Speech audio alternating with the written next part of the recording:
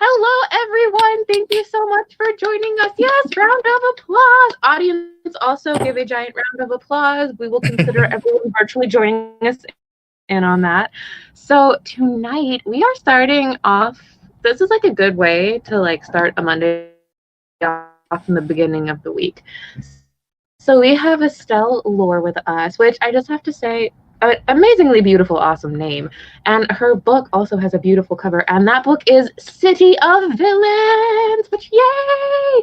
And she is going to be discussing that with Michael Buckley tonight, and I am super excited. This is just like, oh, it just has like all of the things. Like it has like the Disney reimagining things, but also like the Gotham Batman-esque city feel to it, and then like crime solving, but then of course like she starts off looking for someone who goes missing, and that would be way too simple for the book to only stay at that. And all of these things happen, and there's monsters, and even like a Captain Hook reference. And I know I'm throwing a lot of things at you, but that's just to say there's a lot of awesome things in this book. So I highly recommend you take a look at it. Now, I am done rambling, so before I pass it off to Michael, I will give everyone the house rules that many of you are familiar with. To the right-hand side, we have ye old chat section. Make sure you share all of the love and amazingness that you guys always do. And then down below, we have where it says ask a question, as that would imply. That is where you can ask the authors a question. They are at your mercy. And this book has like all the awesome references. And I know a lot of people love Disney and all the things, so make sure you take advantage and ask all those questions in your brain. And then also, shameless plug for I Am a Bookseller. If you would wish to purchase this amazing book with a book plate, hit the purchase button below. This books and book plate comes inintelligible. And on that note, I am going to pass it off to Michael. Have an amazing event, everyone, and I will see you at the end. Thank you, Constance. Yeah, thank you. Hi, how are you? Hey, Michael. Let's pretend we're in a diner.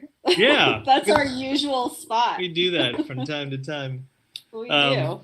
You know, first of all, I just want to thank Mysterious Galaxy for hosting this and asking me to be part of it. It's really nice to be able to have a conversation with somebody that you admire, and it's even better when that person is a friend. So I'm thrilled to be part of this. For those of you who are just tuning in, we're speaking to Estelle Laure, who's the author of several books for teens. And I'm going to put on my old man glasses here. We have This Raging Light, which is one of my favorite books, actually. And but then I came back. She lives in Taos, New Mexico, with her family. And you want to answer some questions? Let's do it. All right, let's do it. Okay. You tend to write about young women who are in difficult situations, like women who, are kind of like digging themselves out of a very deep hole, and a lot of times they're doing it all by themselves. And I'm wondering, like, what were you like when you were a teen? I have a couple of really old friends on this who are here tonight. So they can vouch for others. I'm not going to lie to you. I can't sugarcoat it. I think that's hard to answer because in my mind, I was extremely introverted and freaked out all the time and was not in a particularly happy situation home life wise. But I've been told by my friends that I actually wasn't introverted and that I was extremely social. And so I'm not sure. And it's always an interesting thing, or it was really interesting when I was writing This Raging Light and then switched to the best friend's perspective. But then I came back as a writer because the perception of a person is not necessarily what they're going through. So, I don't know. I think I was a little bit, as my husband said the other day, who knew me then, I was like a flurry of lace and like gothy for being in New Mexico when I came here when I was 14, and had a kind of a sour look on my face. So he was there when you arrived. Yeah, he was. Yeah. So I don't know. Yeah, it's that's interesting. The perceptions. There's the who you think you were, and then even your closest friends have a completely different opinion. Yeah. And there's always that moment in YA, or that's one of the things that I look for, is a moment of epiphany where the main character realizes that she's not as she thinks she is. Yeah. And that she maybe isn't as cool as she thinks she is, or as nice as she thinks she is, or, all of those kinds of things. Yeah, I think those moments of self-realization. I think that's an interesting idea, because I saw that in this Raging Light. I saw it in City of Villains as well. This idea that, the main character, whose perception of you is the real one. Can you trust even how you see yourself? And, right. Because I think you tend to write about women who are pretending to be okay. Yes. Yeah.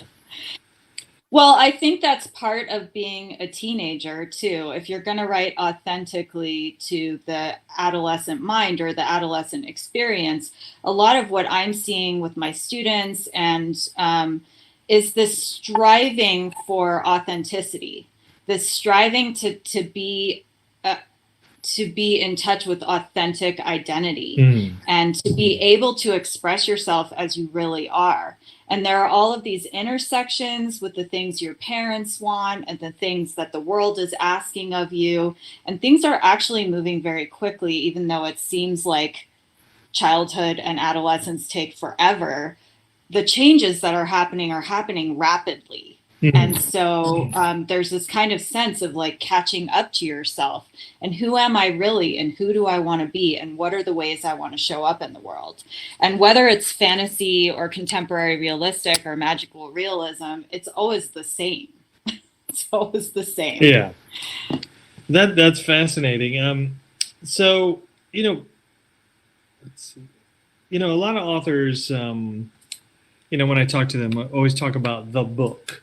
Like the book that they stumbled upon that made them want to be a writer, or even just like a ferocious reader.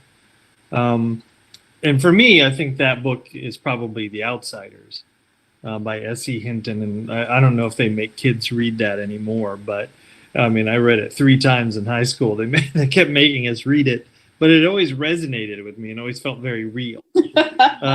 Yeah. I'm not sure I was a Sosha or a greaser. I was probably just watching them fight in the park. But what would you say your book is, the thing that turned you into what you do? Well, I'm sorry to say it's the same one. It's a pretty common answer, yeah. Maybe it's our age or something, but like my mom was an English teacher and she taught that book. And I still remember the cover. It was like the orange cover with all of them standing there, like before there was even the movie. I think the movie was out, but it wasn't that edition. And I remember reading it and getting sucked into it in a way that was like overwhelming. The way the narrative worked and the way the voice worked, that it was so authentic. And then I found out that she was a teenager. And so I read it when I was maybe 12 and she was only 15 when she wrote it.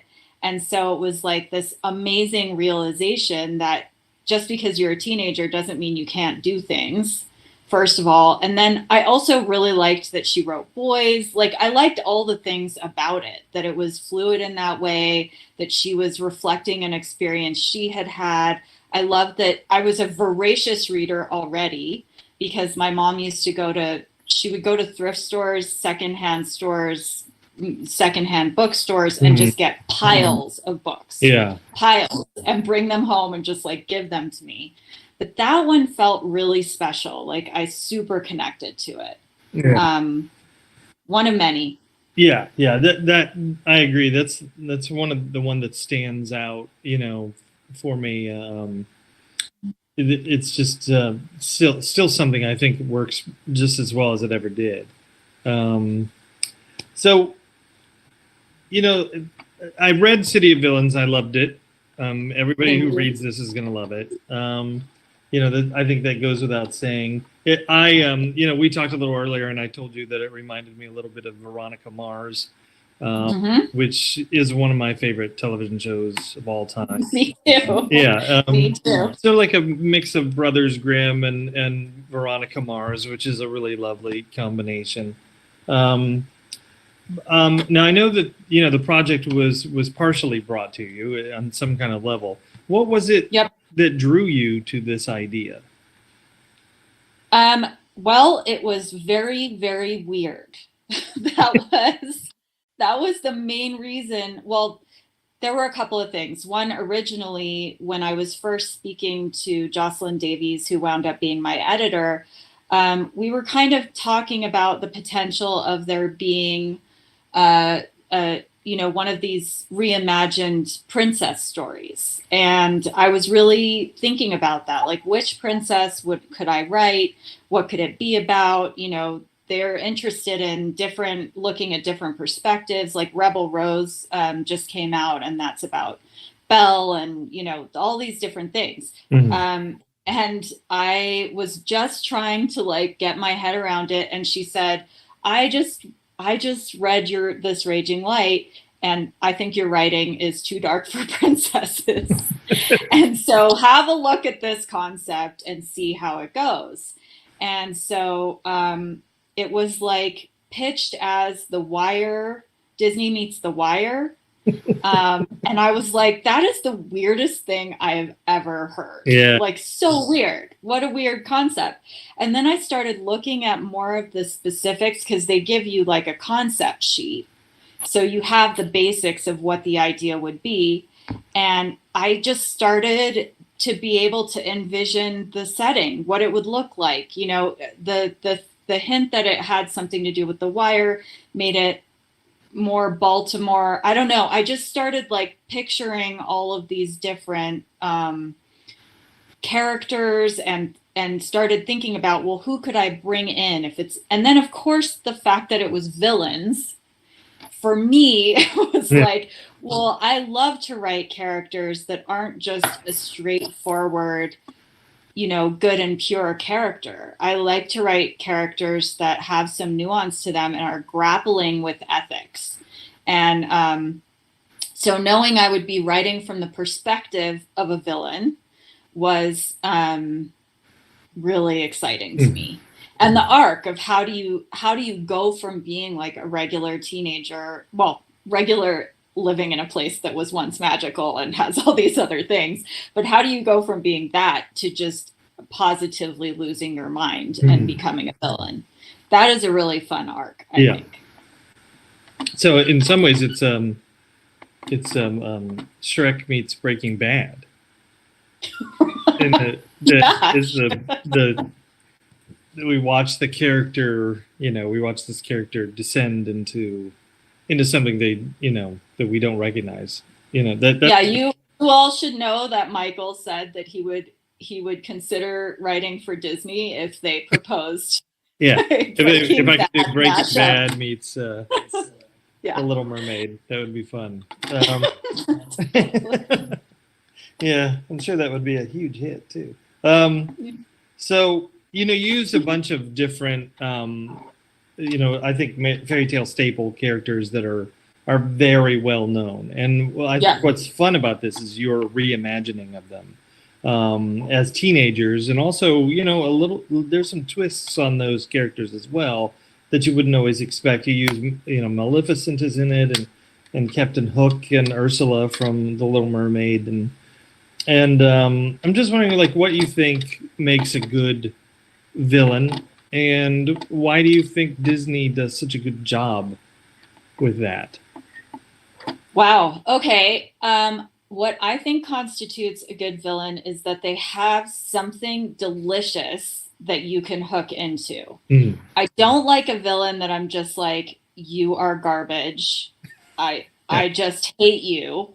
That doesn't work for me. I like somebody who's Ursula's sort of like sultry bubbling around and her saucy mouth, you know, those make her a compelling character. And her sense of humor, and like Maleficent's just stone cold badassery makes her a compelling character. You know, that she is like beautiful and cold and all of those kinds of things. And I think with Hook, in the more modern kind of iterations of his character, he is kind of sexy. Like, you know, don't let go of the original depiction of him in the cartoon, and, you know, think more like Once Upon a Time or something like that. And you've got this guy who can kind of run game and is, you know, like a city slicker gang leader kind of character. And I think all of those, if you pull those characteristics out, that they already exist. Like even the buffoonery between Hook and Smee, I love, and I tried to pull it into this book. And as I'm thinking, as we're, you know, I'm almost done with the second book, and as we're imagining the third, we're pulling in just everyone, because you have the room for expansion when it's a trilogy like that. And I think that Disney does such a great job because they know there has to be something seductive about those characters in order for it to work. They don't just do like a flat out horrible person, I don't think. Yeah. On the other hand, wait, one more thing. On the other hand, there is a clear delineation between good and evil.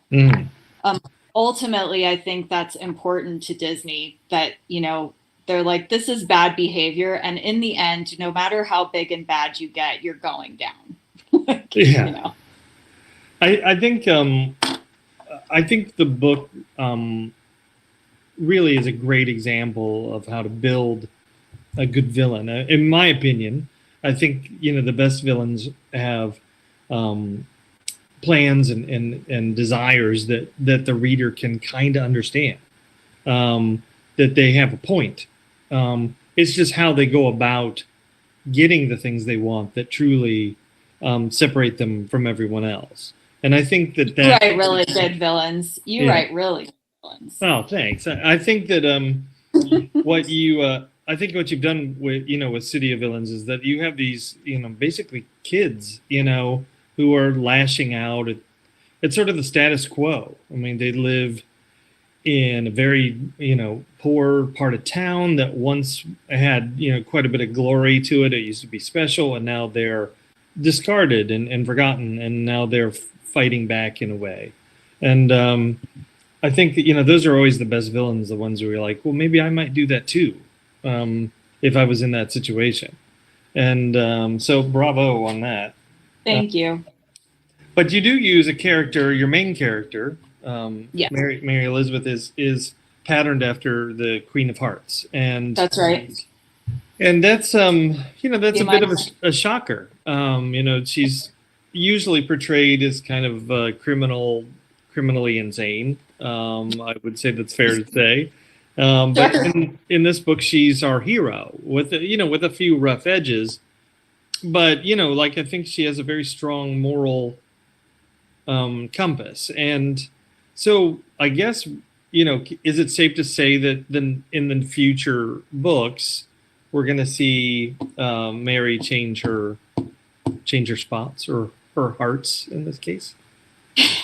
I think so. I think that is safe to say. I think her perception of the world around her, and sort of my challenge as an author in this trilogy, is to present the world in a way that makes sense, where her trajectory makes sense to her, because she does not perceive herself as insane. As is mostly the case when people are criminally insane, they don't think they're insane. Yeah. I watch these true crime documentaries all the time, and I hear them saying things like, I don't know how this happened to me. You get why I had to hack her up, right? Yeah. So what I'm trying to do is to manipulate the narrative so that it is, from her perspective, makes perfect sense. Excellent. And we'll see how I do with that.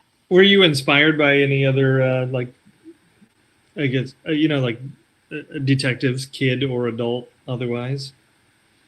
Well, I am a little obsessed with all things true crime. I don't really like the shows where they're detective shows, but I do love genuine, real detective work. Mm-hmm. I am completely fascinated. Like, I can listen to a 20-hour long podcast where they're dissecting one case. And actually, you're the one who told me to listen to Last Podcast on the Left. Oh, that's years ago. Sorry. Kids don't turn into that.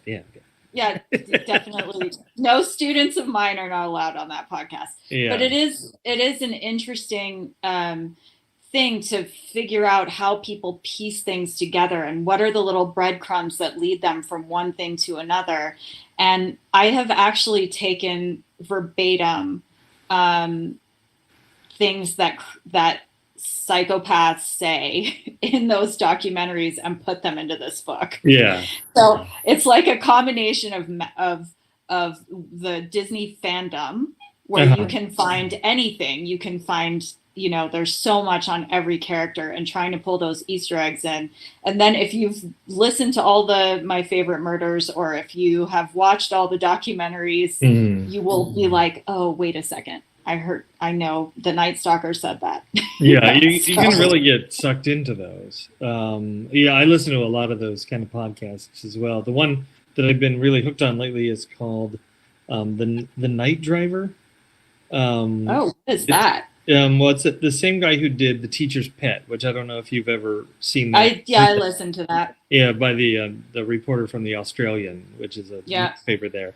And this one is about a woman who just disappeared, and they dig deep into it. It's really fascinating.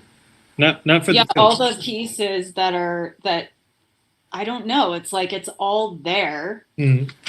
One of my favorite ones was Up and Vanished because they actually solved it while he was on the air, but it wasn't anything that he thought. So I don't know. It all came kind out of nowhere. Yeah. Well, I think that maybe there's something just about us, just storytellers that are always seeing the patterns that are in maybe real life and wondering if they're going to lead to the ending that we would have written. I think that's maybe one of the reasons why I'm fascinated with these things. That's deep, Michael. Yeah. That's very deep. Maybe we should change the subject. Okay. We're back in the diner. Get out of the diner. Yeah. So how many books are you planning on doing here in this? Of these? Yeah. I'm contracted for 3. Which means 15. Well, fingers crossed. I would love that. It's really bad. What an honor to be messing around in the Disney universe. This is like a very early, when I was maybe 3 years old. I don't know if my mom's on here. I don't think so. But when I was like 3, or my dad, I think, is on here. Maybe he can confirm. But I had a recording of myself before I even had an American accent, where I was talking about the fact that I had dreamt about the blue fairy from Pinocchio. I was completely terrified by that giant whale and tried to run out of the movie theater. I remember feeling like I was going to get swallowed whole. And then the blue fairy was this kind of like soothing presence. So I would dream about her all the time. And I feel like, we take on this Disney, like it's just part of us, whether we like it or not. Yeah. It's kind of woven into the cultural DNA now. It's like in fact, when I did a series called the Sisters Grimm years ago, and I thought I knew everything about fairy tales because I'd seen all the movies. And it's kind of interesting when you go back and read the original stories, and you can see where the threads that the Disney writers were really attracted to and what they stuck with. But like Pinocchio is a perfect example of a story that's very different than the movie. Right. And the Blue Fairy and that book is actually rather troubling at times. But sure it is. Yeah. I do recommend that people read it because it's hilarious, but it's much darker than you would expect. Right. So we talked about some of the villains. Are there villains that you might want to give us a spoiler for book 2, or are we going to see some new ones? We are, yeah. The one I'll tell you what I'm not going to do. I am not going to pull in the newer ones because I feel like we don't need a new take on Mother Gothel, for example.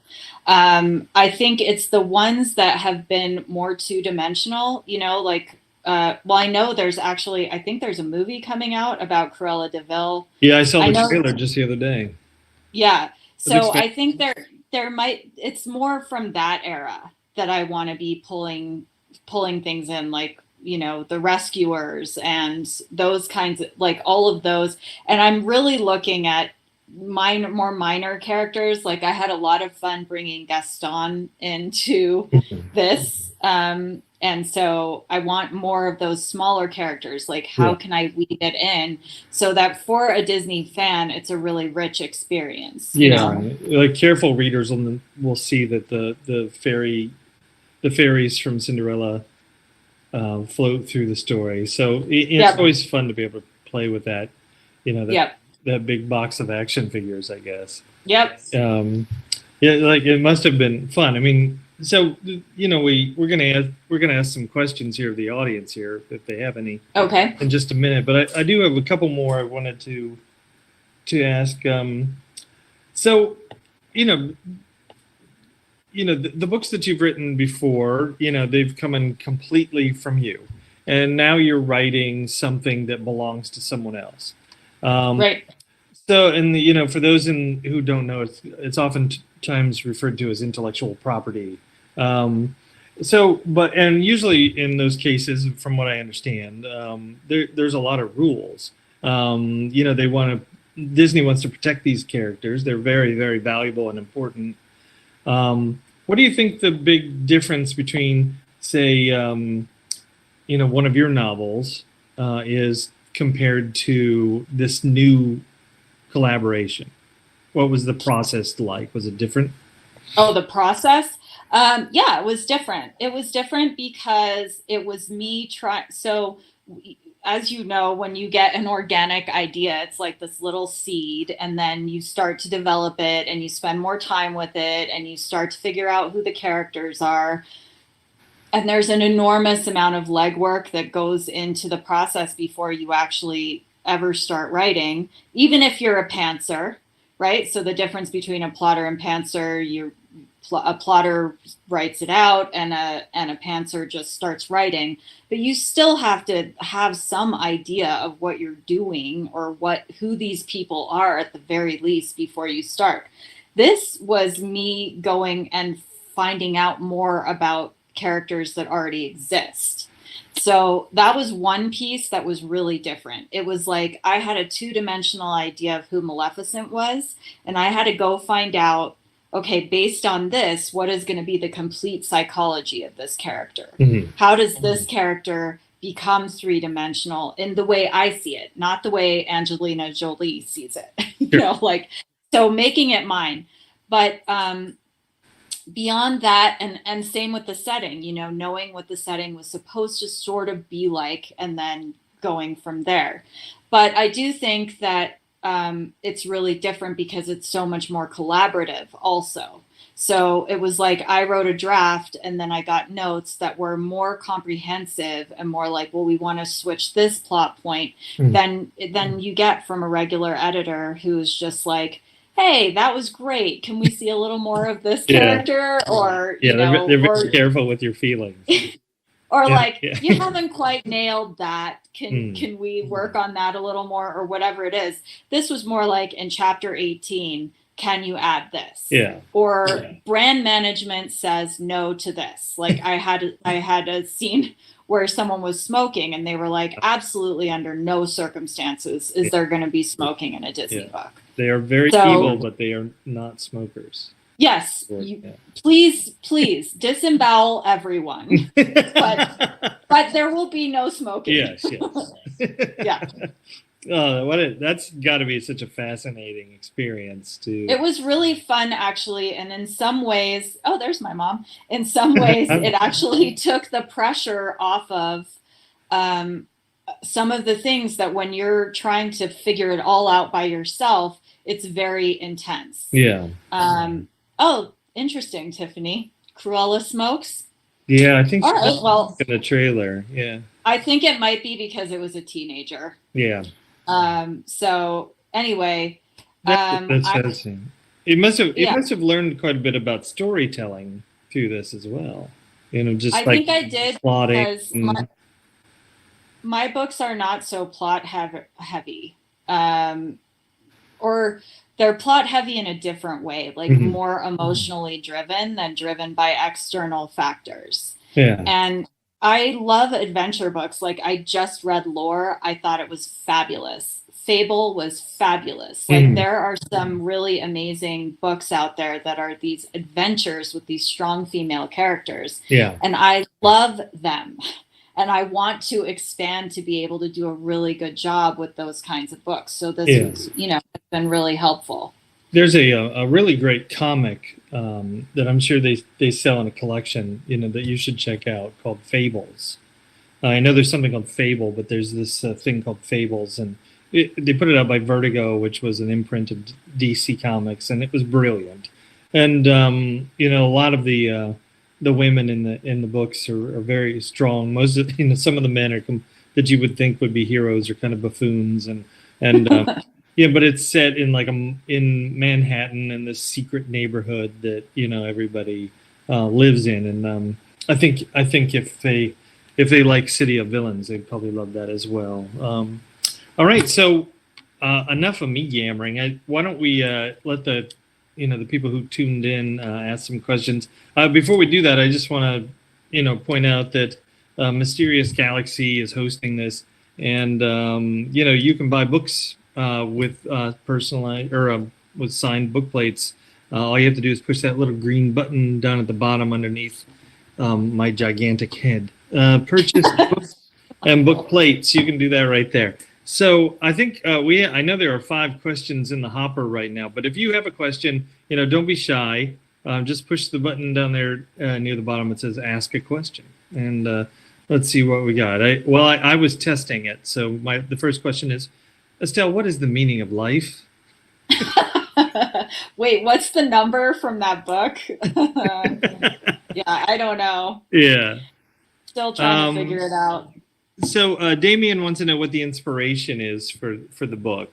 Like, what if there's something you were trying to do? What was that? Well, I think thematically, as I started working through it, a lot of things about gentrification came up for me. There's a lot about this neighborhood becoming unlivable for the people who live there. There's also a lot about if you have magical powers and suddenly they're taken away, say you're born, it's kind of the opposite of latent powers, that thing that shows up in the trope that shows up in a lot of books. It's like if you're born magical and you're born able to do all these things and then it's taken away, who are you? What are you? What do you stand for? And I think that that's something that we have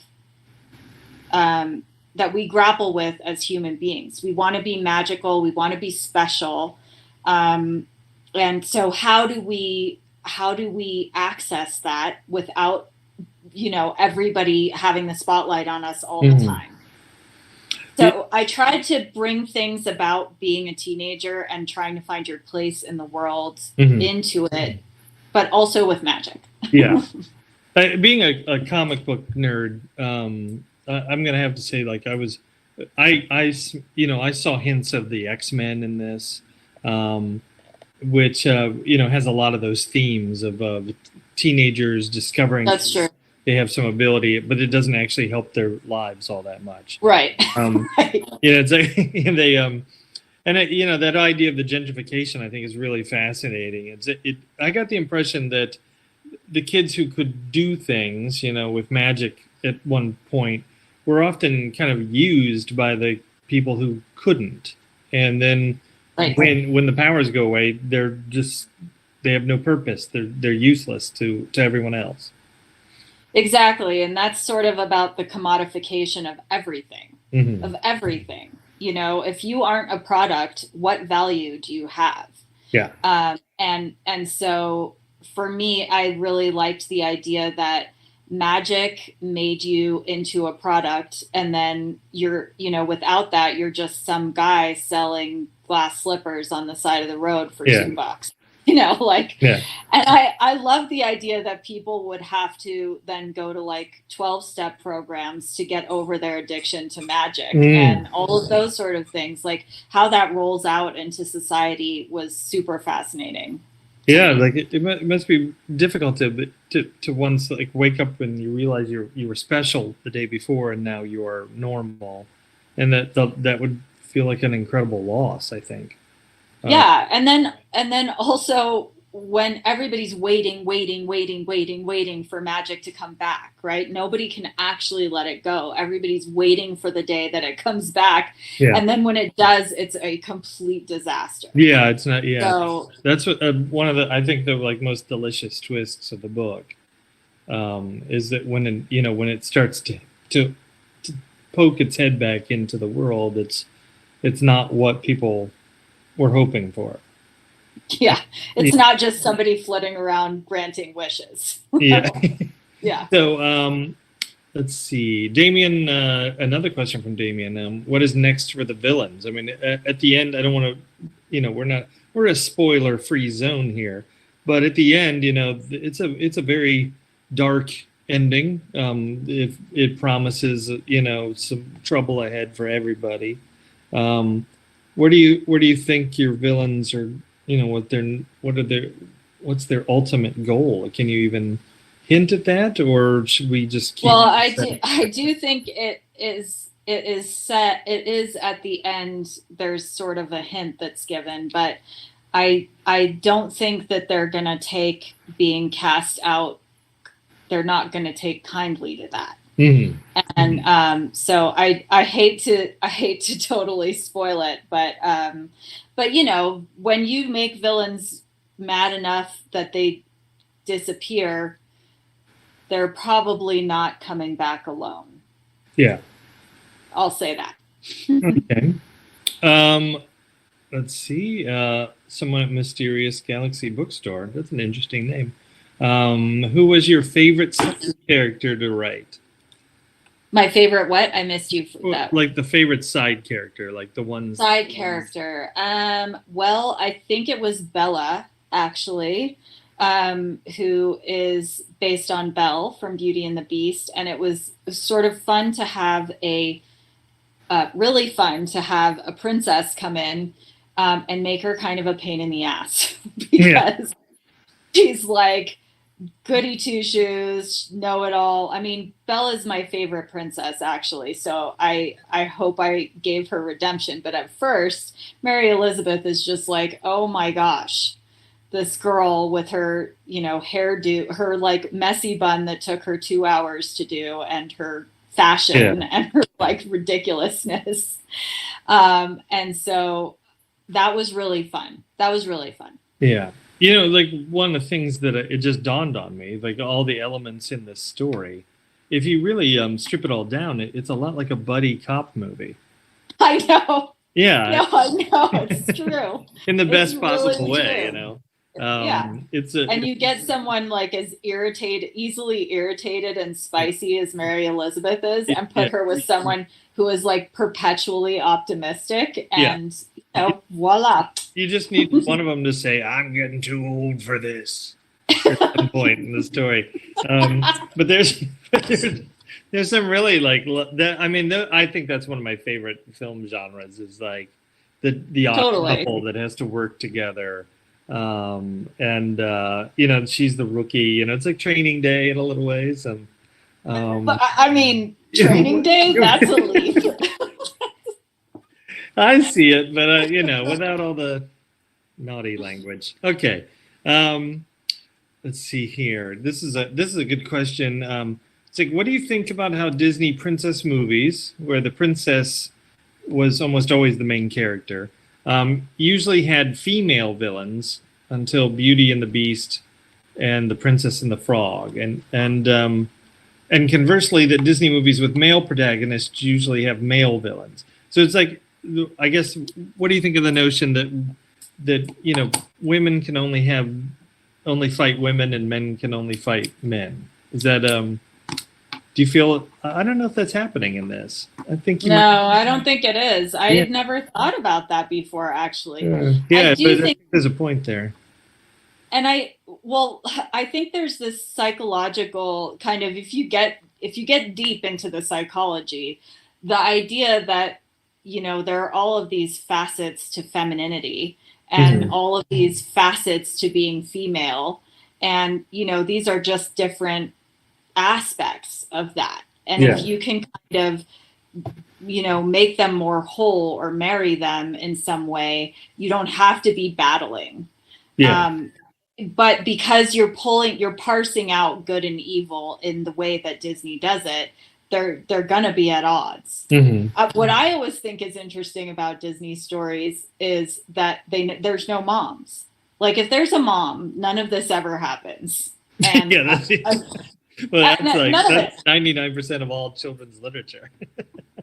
Exactly. Like, you have to kill the parents or nothing happens. It's a rule, Yeah, but I always love that. Why do you think that is? Why do you think that we have to get rid of the parents? So, well, in part so that the kids can have agency. I think the hardest book that I ever wrote was one where she has really good and present parents, because then they're protected, they're insulated, and it's really, I think there's value in books where they are really cared for and then bad things happen anyway, because just because you have loving parents doesn't protect you from life. But at the same time, I think if you're going to go have an adventure where you are truly vulnerable, it is unlikely that you will have loving, caring, present parents, because they will probably be helicoptering all around you, making sure no one hurts you.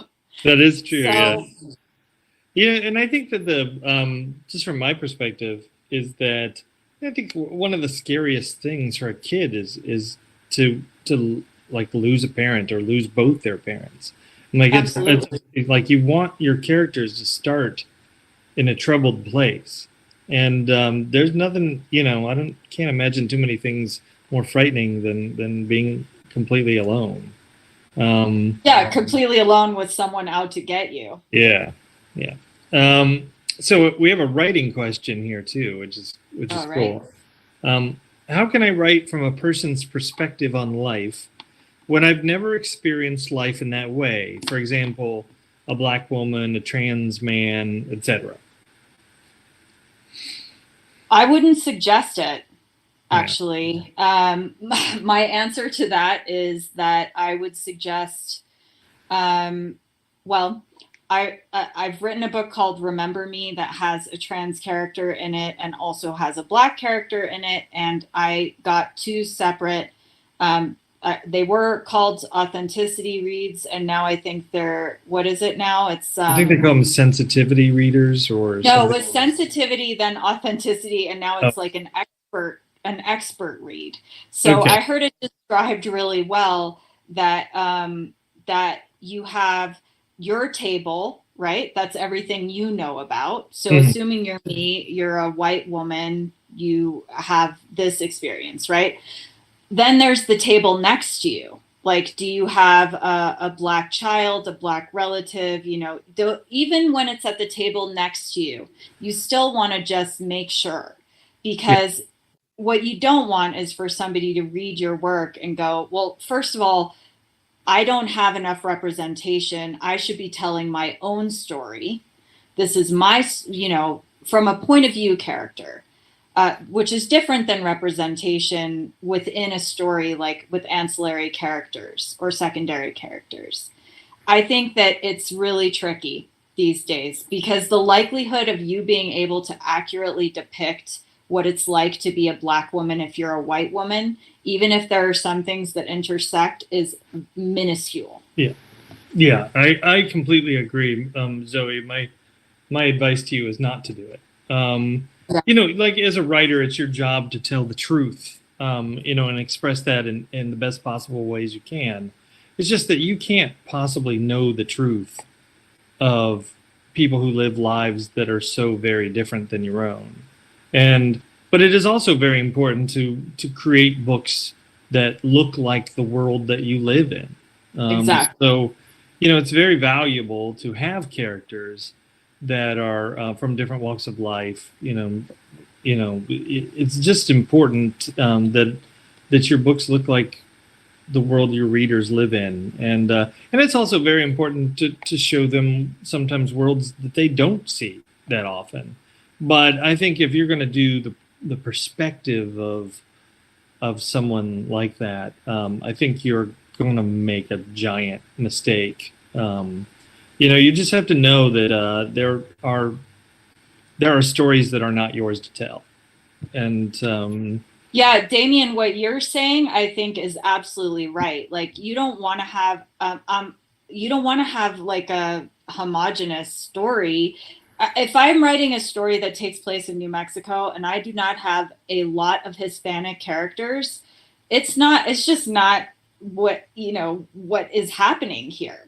If you write a story in New York and every character is white, that's not what it is, right? But when you're trying to tell somebody's personal perspective and journey, and when you're writing a novel, obviously you're dealing with difficulty, you're dealing with struggle. Otherwise, there's no story. That's when you have to, I think, be very mindful of what you're doing. Yeah. You have to remember that there are so many writers out there of color with different perspectives, whether that's sexuality or mobility, whatever. There are a lot of those people that have been shut out of this industry for decades, and thank goodness, like now we are really, really facing that ugly truth and taking it and making real concerted efforts. It's a slow process, but I do believe it is underway, and I think I'm going to save patting us on the back for now, but we'll see what happens. But it's like there have been people waiting in the wings to tell those stories, and I don't think it would be wise for us to, or even kind for us to try and do it before they get a chance. So that would be my general advice to you. We have a teacher. Oh, Damian Jackson. As a teacher, I want to have my fifth graders read action adventure with strong female leads. What do you recommend? Michael, you have to answer this one because you are the middle grade human. I am not the one. Like, I am so YA oriented. Yeah. I do know there's a fifth grade class that's reading this book, which I think is brave and amazing. but I think you should please take it away. Well, the first book that pops into my head is, and this is a friend of mine, Kirsten Miller, wrote a series a few years ago called Kiki Strike, about a group of disgruntled Girl Scouts who team up, each with their own special skill to protect a secret underground city underneath New York. And it's one of the best middle grade books I've ever read. It hits every note that you want. And I think there are 3 of them. I don't want to toot my own horn, but I wrote a series like that once called the Sisters Grimm. But and the Weirdies is so great on Audible. Yeah, you can listen to that. I did. It was amazing. I'm glad you liked that. Yeah, I'm hoping we're going to do another.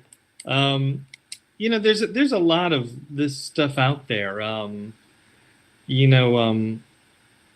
would say that Sarah Milanowski writes a lot of great middle grade female heroes. I wish I'd had some notes, because whenever anyone asks me what I like, that's the one thing I can't answer. I know, me too. I go blank. But I bet you the fine people at Mysterious Galaxy Bookstore in San Diego would be able to help you. But it's definitely out there. I promise you that. Like I joke that when I was first starting, the books in the bookstore were a little different than they are now. And that you would go to the bookstore and there would be books about boys going to wizarding school and riding dragons and fighting monsters. And then there would be books for girls where the girl took care of a pony.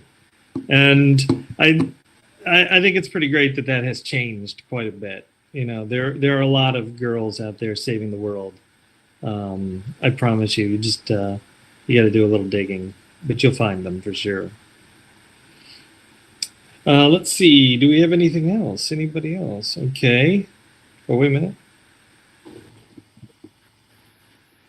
Anybody else have any more questions? I'm always, if you don't, I start asking you very deeply personal questions. Somebody save me. I'm kidding. So are you working on anything else you'd like to talk about? Sure. Well, so Remember Me is my next book that's coming out with Wednesday Macmillan, and my very lovely editor there, Sarah Goodman, and it is about it was sort of inspired by Eternal Sunshine of the Spotless Mind, but of course that is a tiny seed in there that is now like I don't even like to say that anymore, but it is about a girl who wipes her memory clean and then does the exact thing she's not supposed to do and meets the boy she's erased on a bus. And so that then, there's I know amnesia is a trope. This one's really fun. And the amnesia doesn't last very long. Yeah. But really I love the cover. I think it's my favorite thing I've ever written. So I'm keeping my fingers crossed that it does well.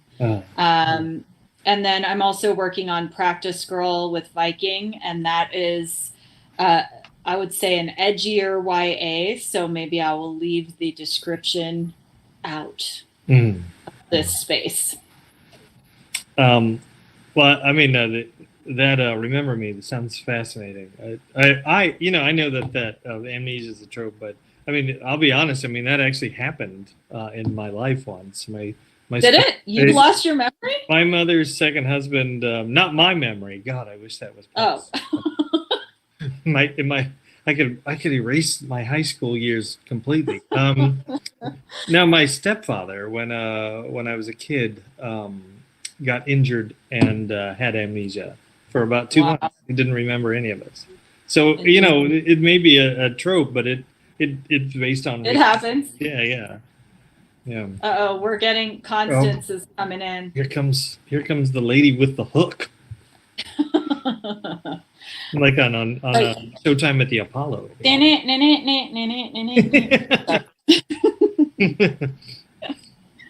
Now we're all just waiting. Oh no! So I could like tap you off stage while with the hook. Skills you get throughout the years. But well, I guess. Before we go, I mean, I'd just like to say, this was a really great honor for me. I'm really thrilled to be able to help launch this book with you, Estelle. Thank you, Michael. I'm a huge fan. I wanted to ask you as well. Oh, I'm sorry. Go ahead. Oh. Constance is glitchy. She's glitchy. Okay. Well, I'll hold the title or the cover up here. This is the proof. It's you just take a look at how beautiful that art is. You can already get a vibe for what you're going to find inside these pages. And I read it and was not at all surprised that it was great. Thanks, Michael. Estelle really writes for a lot of young women that, don't really have a lot of, people speaking for them, and I'm really happy that this is it seems like a big departure for you, but it really isn't. And like when you get down to the meat and bones of this feels very much like one of your novels. So thank you, and thank you for always being there. Like, thank you.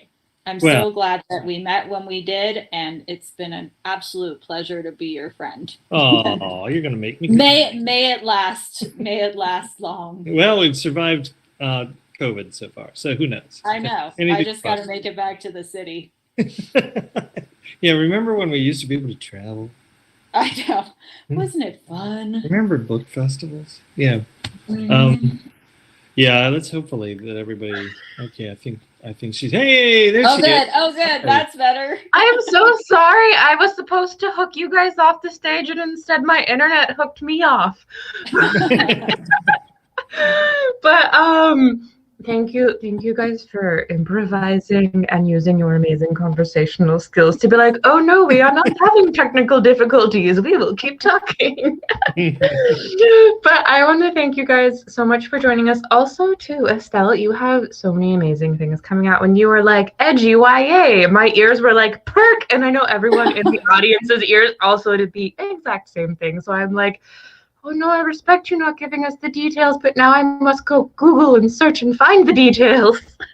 And I know we have a buy link on the side for it too, if anyone else wants that information. But also, I was wondering, Michael, I know you have a book coming out soon as well. Would you mind sharing that with us? Well, I wrote this middle grade series for my son. He kept seeing all of his buddies' friends' names in my books, and he'd never appeared in any one, and he caught me, and he's like, the next book is going to be inspired by me. So it's called Finn in the Intergalactic Lunchbox. It's about a kid whose lunchbox opens wormholes to other galaxies, and the trouble that occurs when he does that.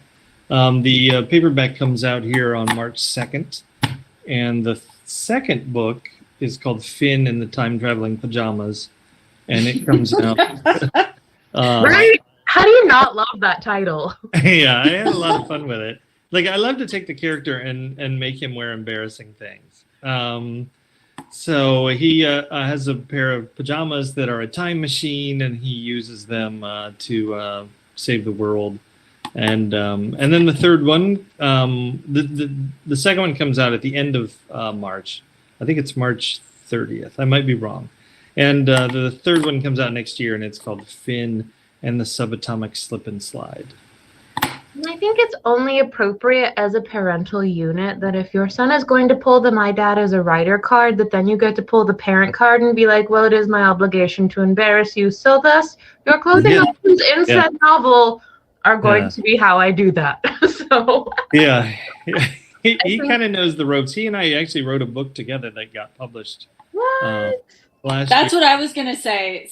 The aforementioned child has a genuine book deal. It has a 2-book deal. It's ridiculous. That he literally negotiated himself. Not even a lie. He was like 9 years old when it happened. So is he going to be a writer or a lawyer when he grows up? He did. Well, I'm hoping for lawyer, but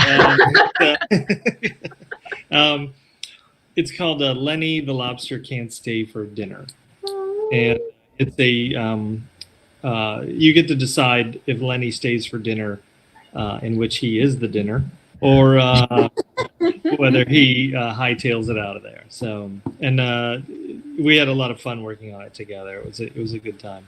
That sounds like so much fun. I hate to say it, Larry, but I would consume you. And you guys are so much fun. You guys are so much fun to talk to. I'm like, I really do need to end the event, but now I'm on screen and I want to keep talking to you guys.